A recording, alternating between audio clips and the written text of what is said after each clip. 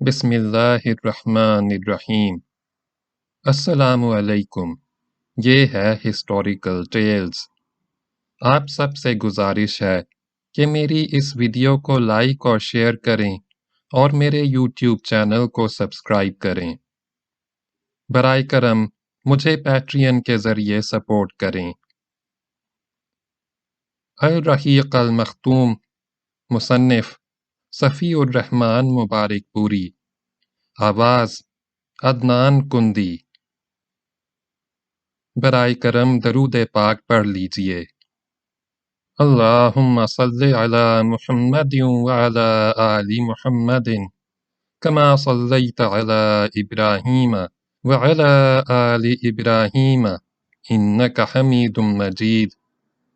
اللہم بارک علی محمد وعلی آل محمد کما بارکت علی ابراہیم وعلی آل ابراہیم انک حمید مجید۔ تیسرا مرحلہ، بیرون مکہ دعوت اسلام۔ رسول اللہ صلی اللہ علیہ وسلم طائف میں۔ شوال 10 سن نبوت میں نبی صلی اللہ علیہ وسلم طائف تشریف لے گئے۔ یہ مکے سے تقریباً 60 میل دور ہے۔ آپ صلی اللہ علیہ وسلم نے یہ مسافت آتے جاتے پیدل طے فرمائی تھی۔ آپ صلی اللہ علیہ وسلم کے ہمراہ آپ صلی اللہ علیہ وسلم کے آزاد کردہ غلام حضرت زید بن حارثہ تھے۔ راستے میں جس قبیلے سے گزر ہوتا اسے اسلام کی دعوت دیتے، لیکن کسی نے بھی یہ دعوت قبول نہ کی۔ جب طائف پہنچے تو قبیلہ ثقیف کے 3 سرداروں کے پاس تشریف لے گئے، جو آپس میں بھائی تھے اور جن کے نام یہ تھے: عبد یالیل، مسعود اور حبیب۔ ان تینوں کے والد کا نام عمر بن عمیر ثقفی تھا۔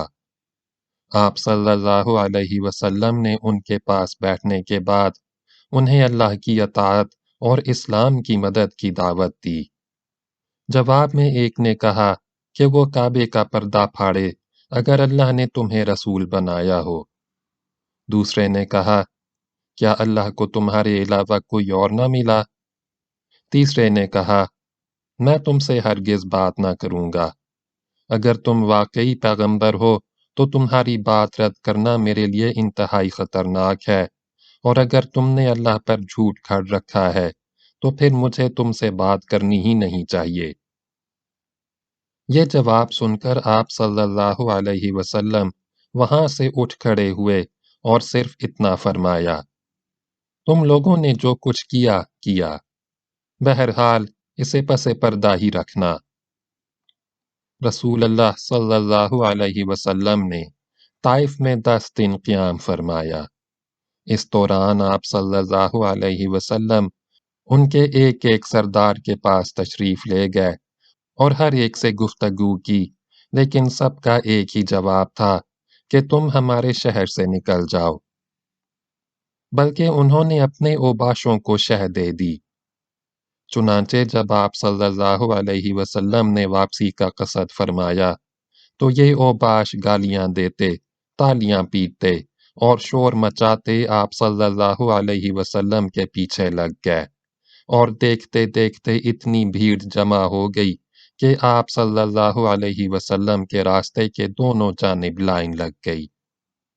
پھر گالیوں اور بد زبانیوں کے ساتھ ساتھ پتھر بھی چلنے لگے، جس سے آپ صلی اللہ علیہ وسلم کی ایڑی پر اتنے زخم آئے کہ دونوں جوتے خون میں تربتر ہو گئے۔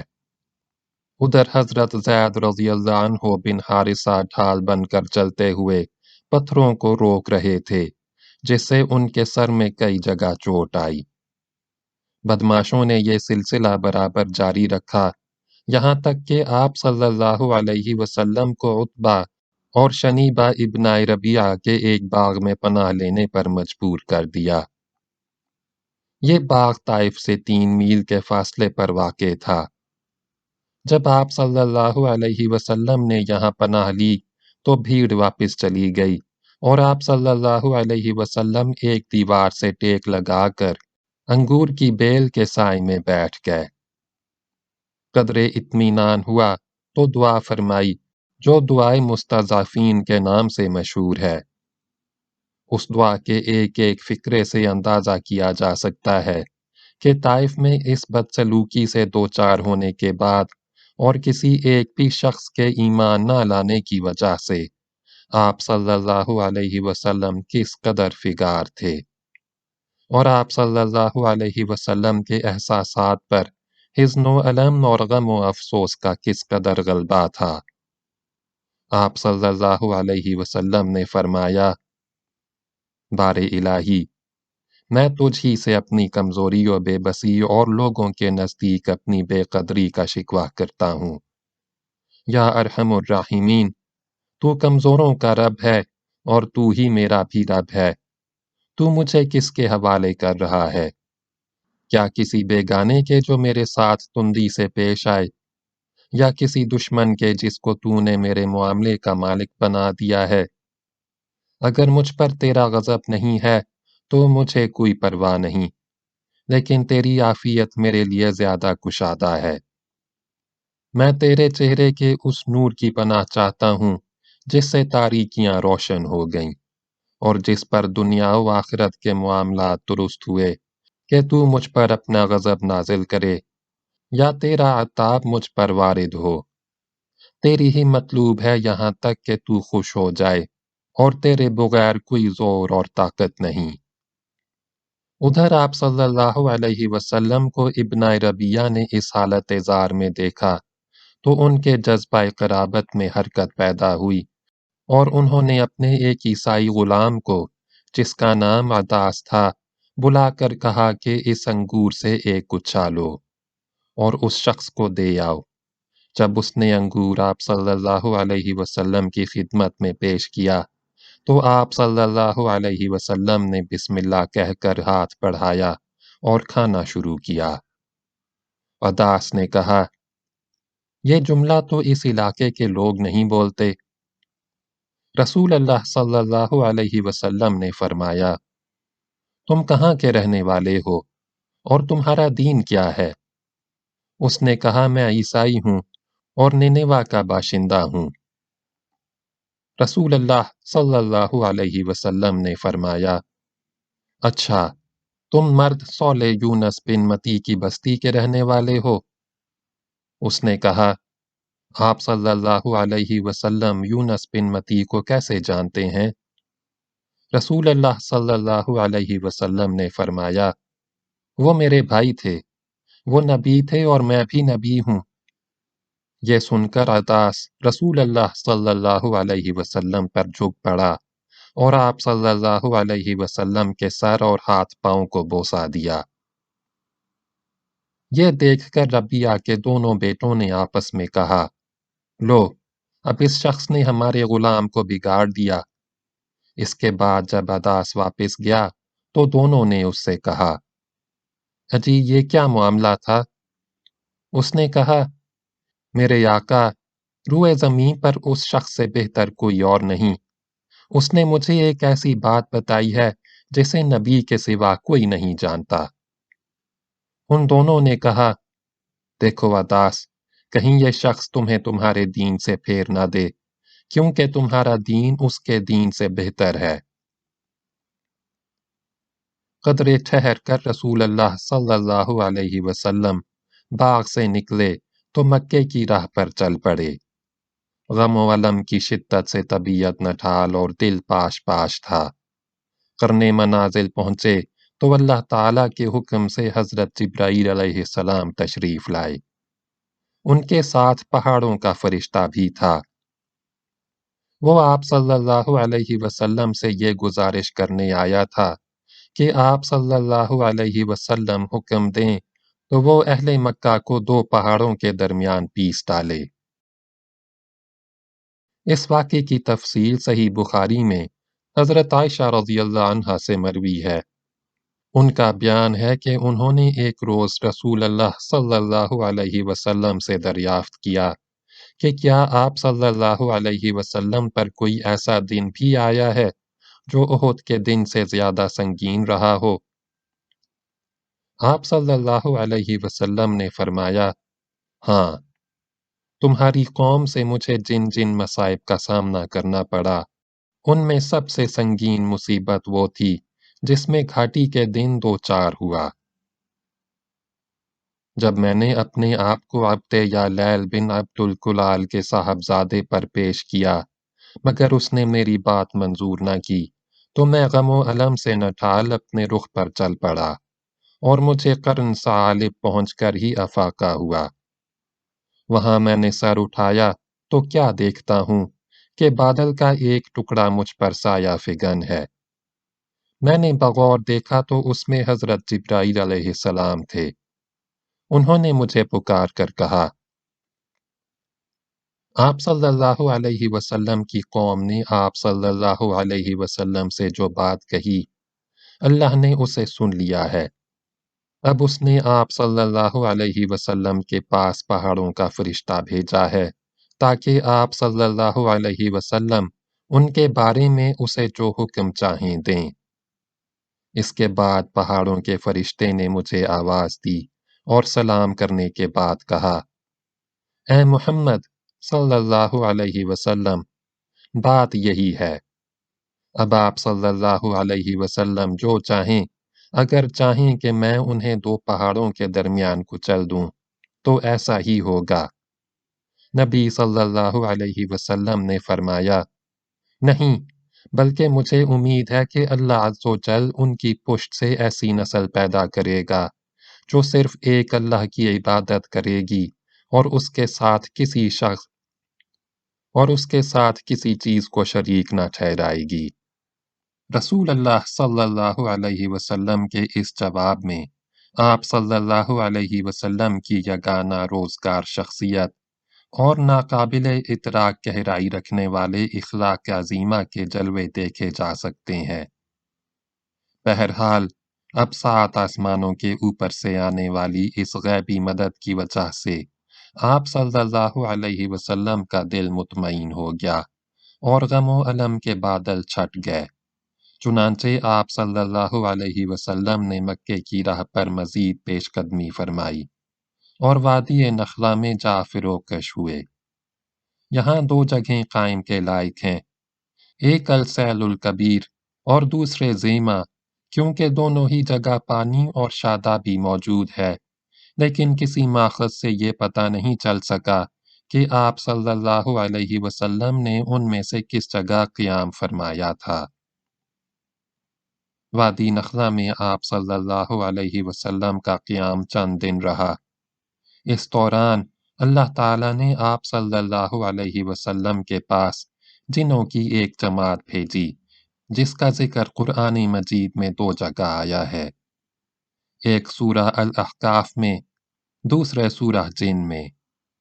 سورہ الاحقاف کی آیات یہ ہیں، وَإِذْ صَرَفْنَا إِلَيْكَ نَفْرًا مِنَ الْجِنِّ يَسْتَمِعُونَ الْقُرْآنَ فَلَمَّا حَضَرُوهُ قَعَدُوا أَنصِتُوا فَلَمَّا قُضِيَ وَلَّوْا إِلَىٰ قَوْمِهِمْ مُنذِرِينَ قَالُوا يَا قَوْمَنَا إِنَّا سَمِعْنَا كِتَابًا أُنزِلَ مِن بَعْدِ مُوسَىٰ مُصَدِّقًا لِمَا بَيْنَ يَدَيْهِ يَهْدِي إِلَى الْحَقِّ وَإِلَى طَرِيقٍ مُّسْتَقِيمٍ يَا قَوْمَنَا أَجِيبُوا دَاعِيَ اللَّهِ وَآمِنُوا بِهِ يَغْفِرْ لَكُم مِّن ذُنُوبِكُمْ وَيُجْرِكُم مِّنْ عَذَابٍ أَلِيمٍ۔ یعنی، اور جبکہ ہم نے آپ صلی اللہ علیہ وسلم کی طرف جنوں کے ایک گروہ کو پھیرا کہ وہ قرآن سنیں، تو جب وہ تلاوت قرآن کی جگہ پہنچے تو انہوں نے آپس میں کہا کہ چپ ہو جاؤ۔ پھر جب اس کی تلاوت پوری کی جا چکی تو وہ اپنی قوم کی طرف عذاب الہی سے ڈرانے والے بن کر پلٹے۔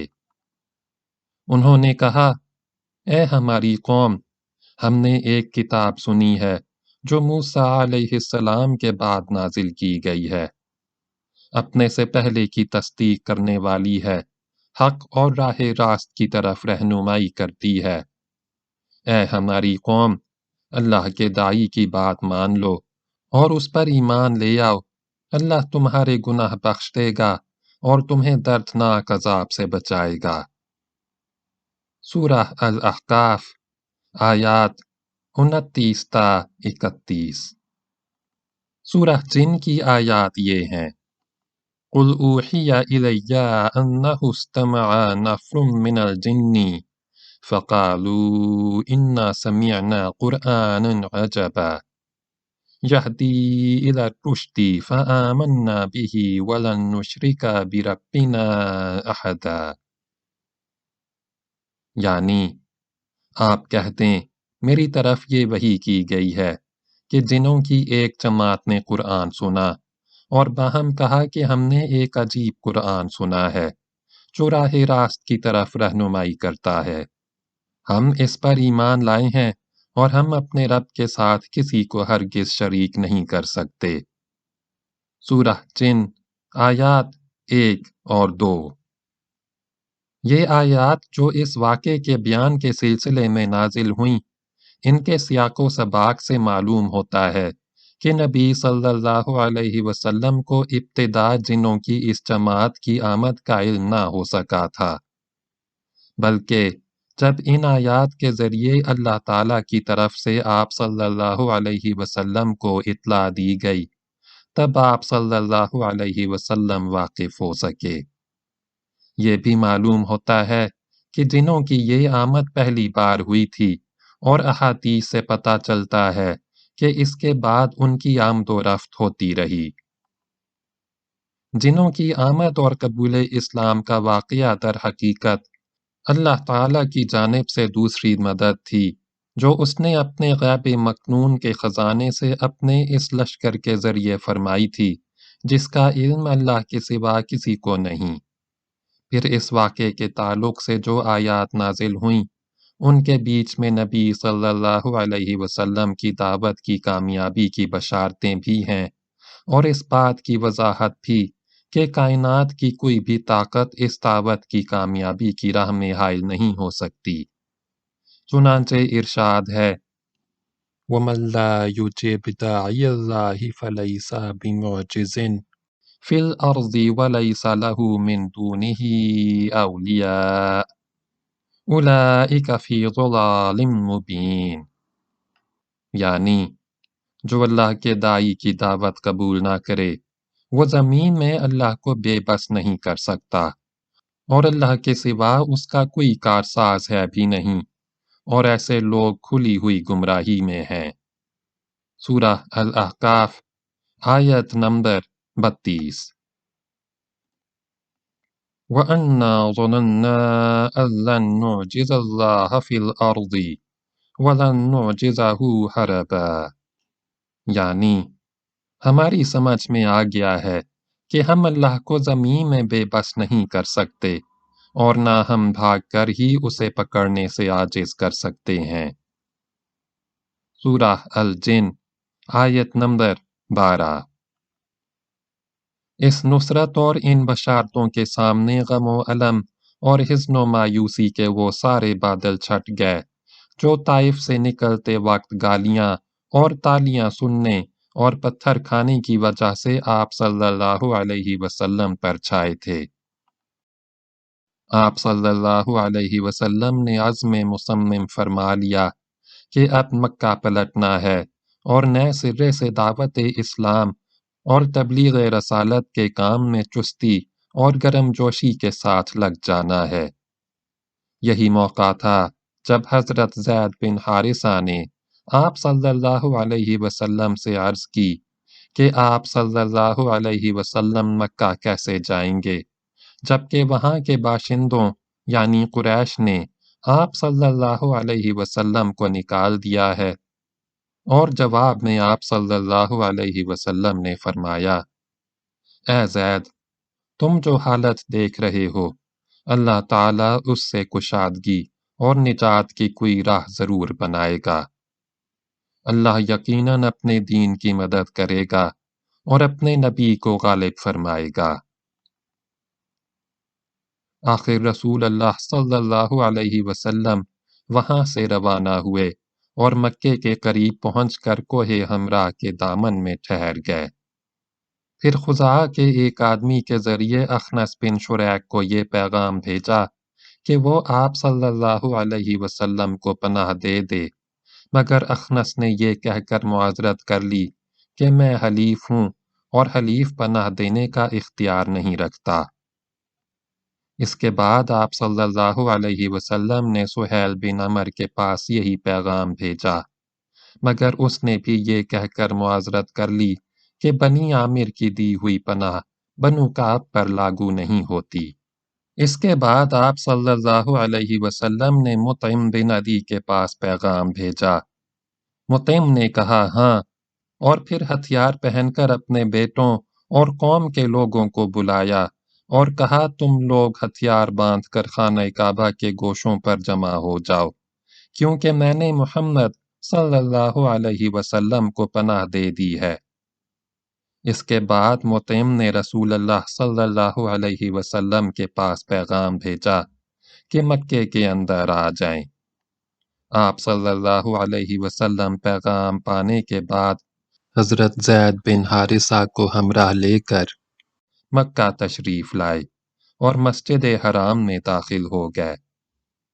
اس کے بعد مطعم بن عدی نے اپنی سواری پر کھڑے ہو کر اعلان کیا کہ قریش کے لوگوں، میں نے محمد صلی اللہ علیہ وسلم کو پناہ دے دی ہے، اب اسے کوئی نہ چھیڑے۔ ادھر رسول اللہ صلی اللہ علیہ وسلم سیدھے حجر اسود کے پاس پہنچے، اسے چوما، پھر 2 رکعت نماز پڑھی اور اپنے گھر کو پلٹ آئے۔ اس دوران مطعم بن عدی اور ان کے لڑکوں نے ہتھیار بند ہو کر آپ صلی اللہ علیہ وسلم کے ارد گرد حلقہ باندھے رکھا، تاں کہ آپ صلی اللہ علیہ وسلم اپنے مکان کے اندر تشریف لے گئے۔ کہا جاتا ہے کہ اس موقع پر ابو جہل نے مطعم سے پوچھا تھا کہ تم نے پناہ دی ہے یا پیروکار مسلمان بن گئے ہو، اور مطعم نے جواب دیا تھا کہ پناہ دی ہے، اور اس جواب کو سن کر ابو جہل نے کہا تھا کہ جسے تم نے پناہ دی اسے ہم نے بھی پناہ دی۔ رسول اللہ صلی اللہ علیہ وسلم نے مطعم بن عدی کے اس حسن سلوک کو کبھی فراموش نہ فرمایا۔ چنانچہ بدر میں جب کفار مکہ کی ایک بڑی تعداد قید ہو کر آئی اور بعض قیدیوں کی رہائی کے لیے حضرت جبیر بن مطعم آپ صلی اللہ علیہ وسلم کی خدمت میں حاضر ہوئے، تو آپ صلی اللہ علیہ وسلم نے فرمایا، اگر مطعم بن عدی زندہ ہوتا پھر مجھ سے ان بدبودار لوگوں کے بارے میں گفتگو کرتا تو میں اس کی خاطر ان سب کو چھوڑ دیتا۔ بقیہ اگلی ویڈیو میں سنیں۔